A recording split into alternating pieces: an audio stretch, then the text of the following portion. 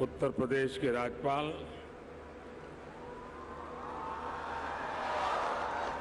श्रीमती आनंदीबेन पटेल,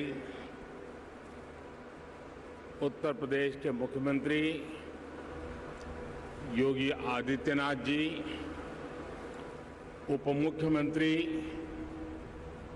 केशव प्रसाद मौर्य जी, ब्रिजेश पाठक जी, केंद्रीय मंत्रिमंडल में मेरे वरिष्ठ सहयोगी और यही लखनऊ के प्रतिनिधि श्रीमान राजनाथ सिंह जी, विभिन्न देशों से आए सभी वरिष्ठ महानुभाव, यूपी के सभी मंत्रीगण और ग्लोबल इन्वेस्टर समिट में पधारे इंडस्ट्री जगत के सम्मानीय सदस्य, global investor fraternity, policy makers, corporate leaders, देवी और सज्जनों, आप सभी का ग्लोबल इन्वेस्टर समिट में बहुत बहुत स्वागत है।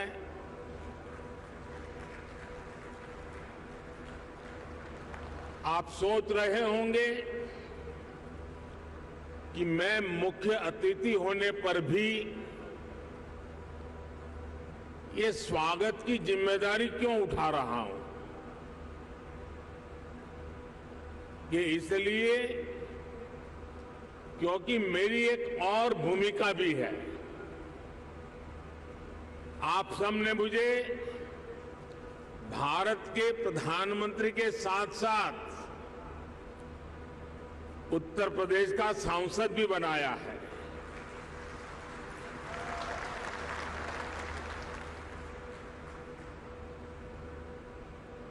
उत्तर प्रदेश के प्रति मेरा एक विशेष स्नेह है और यूपी के लोगों के प्रति मेरी एक विशेष जिम्मेदारी भी है। मैं आज उस दायित्व को भी निभाने के लिए आज इस समिट का हिस्सा बना हूं और इसलिए मैं देश विदेश से यूपी आने वाले आप सभी इन्वेस्टर्स का अभिनंदन करता हूं, स्वागत करता हूं। साथियों, उत्तर प्रदेश की धरती अपने सांस्कृतिक वैभव, गौरवशाली इतिहास और समृद्ध विरासत के लिए जानी जाती है। इतना सामर्थ्य होने के बावजूद यूपी के साथ कुछ बातें जुड़ गई थी। लोग कहते थे यूपी का विकास होना मुश्किल है। लोग कहते थे यहां कानून व्यवस्था सुधरना नामुमकिन है। यूपी बीमारू राज्य कहलाता था। यहां आए दिन हजारों करोड़ के घोटाले होते थे। हर कोई यूपी से अपनी उम्मीदें छोड़ चुका था। लेकिन सिर्फ 5-6 साल के भीतर यूपी ने अपनी एक नई पहचान स्थापित कर ली है और डंके की चोट पर कर दी है। अब यूपी को सुशासन से, गुड गवर्नेंस से पहचाना जा रहा है। अब यूपी की पहचान बेहतर कानून व्यवस्था, शांति और स्थिरता के लिए है। अब यहां वेल्थ क्रिएटर्स के लिए नित्य नए अवसर बन रहे हैं। बीते कुछ वर्षों में आधुनिक इंफ्रास्ट्रक्चर, उत्तर प्रदेश के इस इंफ्रास्ट्रक्चर की जो पहल है, उसके परिणाम नजर आ रहे हैं। बिजली से लेकर कनेक्टिविटी तक हर क्षेत्र में सुधार आया है। बहुत जल्द यूपी देश के उस इकलौते राज्य के तौर पर भी जाना जाएगा जहां 5 इंटरनेशनल एयरपोर्ट है।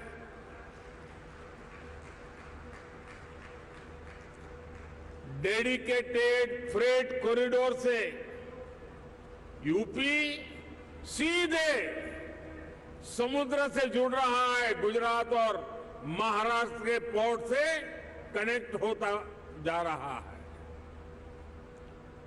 इंफ्रास्ट्रक्चर के साथ साथ यूपी में सरकारी सोच और अप्रोच में ईज ऑफ डूइंग बिजनेस के लिए सार्थक बदलाव आया है। साथियों, आज यूपी एक आशा, एक उम्मीद बन चुका है। भारत अगर आज दुनिया के लिए ब्राइट स्पॉट है, तो यूपी भारत के ग्रोथ को ड्राइव करने वाला एक अहम नेतृत्व दे रहा है। साथियों, आप सभी इंडस्ट्री के दिग्गज यहां हैं। आप में से अधिकतर को एक लंबा अनुभव भी है। दुनिया की वर्तमान स्थिति भी आप सभी से छुपी नहीं है। आप भारत की इकोनॉमी के आज के सामर्थ्य और यहां के मैक्रो और माइक्रो इकोनॉमिक फंडामेंटल्स को भी बहुत बारीकी से देख रहे हैं। आखिर पैंडेमिक और वॉर के शॉक के बाहर निकलकर भारत फास्टेस्ट ग्रोइंग इकोनॉमी कैसे बना है? आज दुनिया की हर क्रेडिबल वॉइस ये मानती है कि भारत की अर्थव्यवस्था ऐसे ही तेजी से आगे बढ़ती रहेगी। आखिर ऐसा क्या हुआ कि वैश्विक संकट के इस दौर में भारत ने न सिर्फ रेजिलियंस दिखाया, बल्कि रिकवरी भी उतनी ही तेजी से की। साथियों, इसके पीछे सबसे बड़ा कारण है भारतीयों का खुद पर बढ़ता भरोसा, खुद पर आत्मविश्वास। आज भारत के यूथ की सोच में, भारत के समाज की सोच और एस्पिरेशंस में एक बड़ा बदलाव देखने को मिल रहा है। आज भारत का हर नागरिक ज्यादा से ज्यादा विकास होते देखना चाहता है। वो अब भारत को जल्द से जल्द विकसित होते देखना चाहता है। भारत के समाज की एस्पिरेशंस आज सरकारों को भी पुश कर रही है और यही एस्पिरेशंस विकास के कार्यों में भी गति ला रही है। और साथियों, मत भूलिए कि आज आप जिस राज्य में बैठे हैं उसकी आबादी करीब करीब 25 करोड़ है। दुनिया के बड़े बड़े देशों से भी ज्यादा सामर्थ्य अकेले उत्तर प्रदेश में है। पूरे भारत की तरह ही आज यूपी में एक बहुत बड़ी एस्पिरेशनल सोसाइटी आपका इंतजार कर रही है। साथियों, आज भारत में सोशल, फिजिकल और डिजिटल इंफ्रास्ट्रक्चर पर जो काम हुआ है उसका बड़ा लाभ यूपी को भी मिला है। इस कारण आज यहां समाज सोशली एंड फाइनेंशियली बहुत अधिक इंक्लूसिव हो चुका है, कनेक्टेड हो चुका है।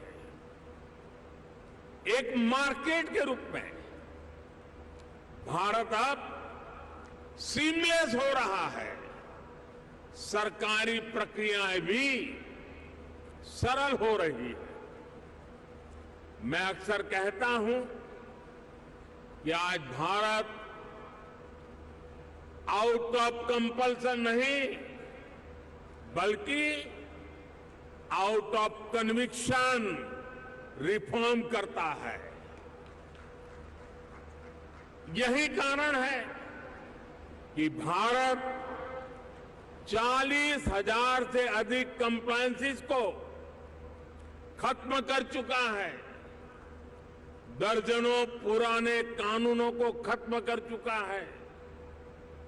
साथियों, आज भारत सही मायने में स्पीड और स्केल के रास्ते पर चल पड़ा है। एक बहुत बड़े वर्ग की बेसिक जरूरतों को हमने पूरा कर लिया है।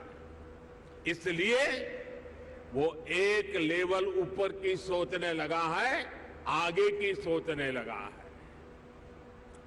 यही भारत पर भरोसे का सबसे बड़ा कारण है।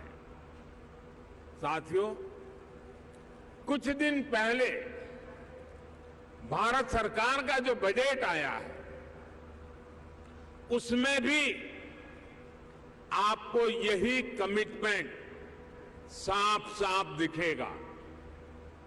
इंफ्रास्ट्रक्चर पर रिकॉर्ड खर्च आज सरकार कर रही है और हर वर्ष इसको हम बढ़ा रहे हैं। इसलिए आज आपके लिए इंफ्रास्ट्रक्चर में इन्वेस्टमेंट के नए मौके बन रहे हैं। आज आपके लिए हेल्थ, एजुकेशन, सोशल इंफ्रास्ट्रक्चर में इन्वेस्टमेंट के भी अनेक अवसर हैं। ग्रीन ग्रोथ के जिस रास्ते पर भारत चल पड़ा है उसमें तो मैं आपको विशेष रूप से आमंत्रित करता हूं।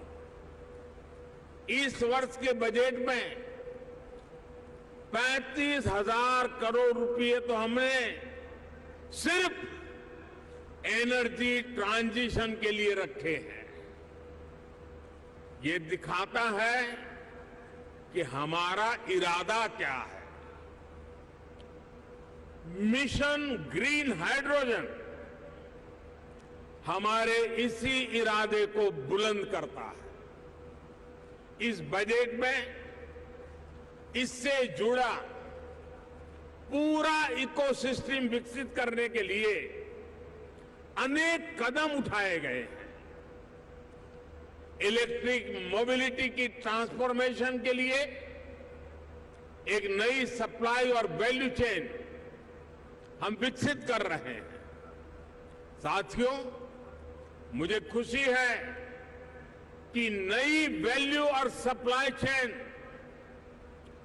विकसित करने के लिए यूपी आज एक नया चैंपियन बनकर उभर रहा है। परंपरा और आधुनिकता से जुड़े उद्योगों का, एमएसएमईज का एक बहुत ही सशक्त नेटवर्क आज उत्तर प्रदेश में वाइब्रेंट है। यहां भदोही के कालीन और बनारसी सिल्क है, भदोही कारपेट क्लस्टर और वाराणसी सिल्क क्लस्टर भी, और उसकी वजह से यूपी भारत का टेक्सटाइल हब है।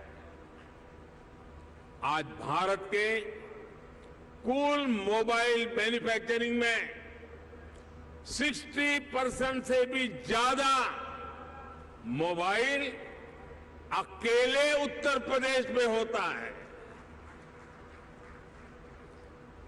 मोबाइल कंपोनेंट की सबसे ज्यादा मैन्युफैक्चरिंग भी यूपी में ही होती है। अब देश के 2 डिफेंस कॉरिडोर्स में से एक यूपी में बन रहा है। यूपी डिफेंस कॉरिडोर पर तेजी से काम चल रहा है। आज made in India defence equipments की डिमांड निरंतर बढ़ रही है। भारतीय सेना को भी हम अधिक से अधिक made in India defence system, defence platforms देने के लिए प्रतिबद्ध है। और इस महान काम का नेतृत्व इसी लखनऊ की धरती के हमारे कर्मवीर राजनाथ सिंह जी संभाल रहे हैं। ऐसे समय में जब भारत एक वाइब्रेंट डिफेंस इंडस्ट्री का विकास कर रहा है, तो फर्स्ट मूवर एडवांटेज आपको जरूर लेना चाहिए। साथियों, उत्तर प्रदेश में तो डेयरी, फिशरीज, एग्रीकल्चर और फूड प्रोसेसिंग सेक्टर में अनेक संभावनाएं हैं। फल और सब्जियों को लेकर उत्तर प्रदेश में बहुत डायवर्सिटी है। एक ऐसा सेक्टर है जिसमें अभी भी प्राइवेट सेक्टर की हिस्सेदारी बहुत सीमित है। आपको जानकारी होगी कि फूड प्रोसेसिंग के लिए production link incentive PLI scheme लेकर हम आए हैं। इसका लाभ आपको जरूर उठाना चाहिए। साथियों, आज सरकार का ये प्रयास है कि इनपुट से लेकर पोस्ट हार्वेस्ट मैनेजमेंट तक एक आधुनिक व्यवस्था किसानों के लिए बने। छोटे इन्वेस्टर्स एग्री इंफ्रा फंड का उपयोग कर सकते हैं। इसी प्रकार देश भर में एक बहुत बड़ी स्टोरेज कैपेसिटी विकसित करने के लिए बजट में हमने प्रावधान किया है। ये भी छोटे निवेशकों के लिए बहुत बढ़िया मौका है। साथियों, आज भारत का बहुत अधिक हमारा फोकस क्रॉप डाइवर्सिफिकेशन पर है, छोटे किसानों को ज्यादा साधन देने और उनकी इनपुट कॉस्ट घटाने पर है। इसलिए नेचुरल फार्मिंग की तरफ हम तेजी से बढ़ रहे हैं। यहां यूपी में गंगा के किनारे दोनों तरफ 5 किलोमीटर क्षेत्र में नेचुरल फार्मिंग शुरू हो गई है। अब इस वर्ष के बजट में हमने किसानों की मदद के लिए 10,000 बायो इनपुट रिसोर्स सेंटर बनाने की घोषणा की है। ये नेचुरल फार्मिंग को और अधिक प्रोत्साहित करेगा। इसमें भी प्राइवेट एंटरप्रेन्योर्स के लिए इन्वेस्टमेंट की अनेक संभावनाएं हैं। साथियों, भारत में एक और नया अभियान हमारे मिलेट्स को लेकर के शुरू हुआ है। भारत के ये मिलेट्स आमतौर पर लोगों की भाषा में उसको मोटा अनाज कहते हैं और उसकी कई वैरायटीज है। विश्व बाजार में उसकी एक पहचान बने, इसके लिए आपने बजट में सुना होगा, हमने इस मिलेट्स को, मोटे अनाज को एक नया नाम दिया है, श्री अन्न। ये श्री अन्न जिसमें न्यूट्रिशन वैल्यू बहुत अधिक है, ये सुपर फूड है। जैसा श्रीफल का माध्यम है, महात्मय है, वैसा ही श्री अन्न का भी महात्मय बनने वाला है। हमारे ये प्रयास हैं कि भारत का श्री अन्न ग्लोबल न्यूट्रिशन सिक्योरिटी को एड्रेस करे। दुनिया इस वर्ष को इंटरनेशनल ईयर ऑफ मिलेट के रूप में भी मना रही है। इसलिए एक तरफ हम किसानों को श्री अन्न के उत्पादन के लिए मोटिवेट कर रहे हैं, वहीं दूसरी तरफ इसके लिए ग्लोबल मार्केट का भी विस्तार कर रहे हैं।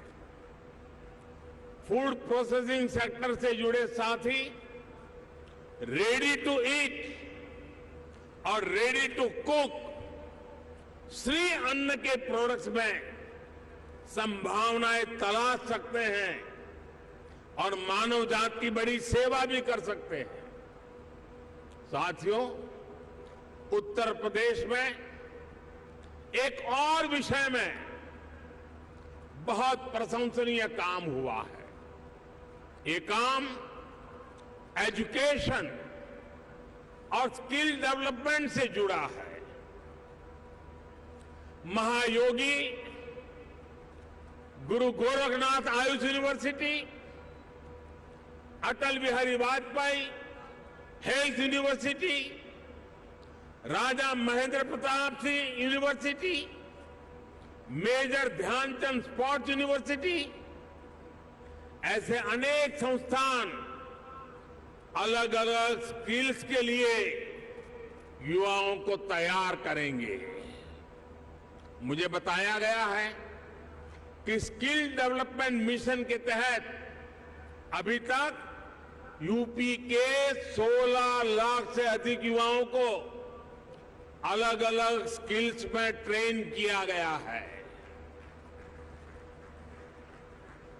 यूपी सरकार ने पीजीआई लखनऊ, आईआईटी कानपुर में आर्टिफिशियल इंटेलिजेंस से जुड़े कोर्सेज भी शुरू किए हैं।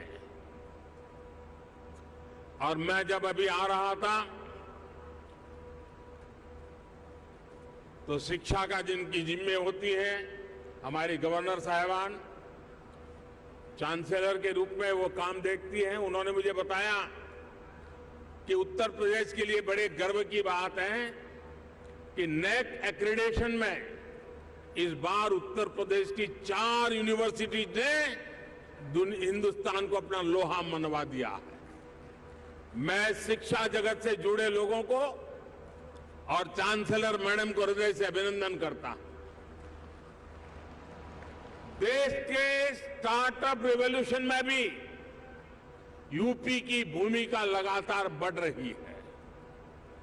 आने वाले कुछ वर्षों में 100 इंक्यूबेटर्स और 3 state of the art centres को स्थापित करने का लक्ष्य यूपी सरकार ने रखा है। यानी यहां आने वाले इन्वेस्टर्स को टैलेंटेड और स्किल युवाओं का एक बहुत बड़ा पूल भी मिलने जा रहा है। साथियों, एक तरफ डबल इंजन सरकार का इरादा और दूसरी तरफ संभावनाओं से भरा उत्तर प्रदेश, इससे बेहतर पार्टनरशिप हो ही नहीं सकती। ये जो समय है, इसको हमें गंवाना नहीं चाहिए। भारत की समृद्धि में दुनिया की समृद्धि निहित है। भारत के उज्जवल भविष्य में दुनिया के उज्जवल भविष्य की गारंटी पड़ी है। समृद्धि की इस यात्रा में आप सबकी भागीदारी बहुत ही महत्वपूर्ण है। ये निवेश सबके लिए शुभ हो, मंगल हो, इसी कामना के साथ इन्वेस्टमेंट के लिए आगे आए हुए देश और दुनिया के सभी इन्वेस्टर्स को मैं अनेक अनेक शुभकामनाएं देता हूं और उत्तर प्रदेश के एमपी के नाते मैं आपको भरोसा देता हूं कि उत्तर प्रदेश की आज की सरकार, उत्तर प्रदेश की आज की ब्यूरोक्रेसी प्रगति के राह पर दृढ़ संकल्प होकर के चल पड़ी है। वो आपके सपनों को साकार करने के लिए, आपके संकल्पों को सिद्ध करने के लिए पूरे सामर्थ्य के साथ अग्रदूत बन करके आपके साथ खड़ी है। इसी विश्वास के साथ मैं फिर एक बार देश और दुनिया के इन्वेस्टर्स को हमारे उत्तर प्रदेश की धरती पर निमंत्रण करता हूं, स्वागत करता हूं। बहुत बहुत धन्यवाद।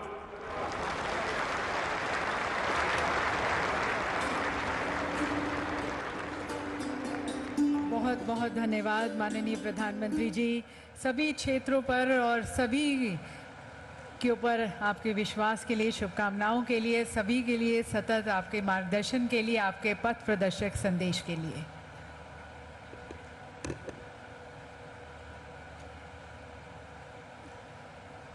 दिव्य सज्जनों, माननीय प्रधानमंत्री जी के विचारों ने, उनके अंतर्दृष्टि में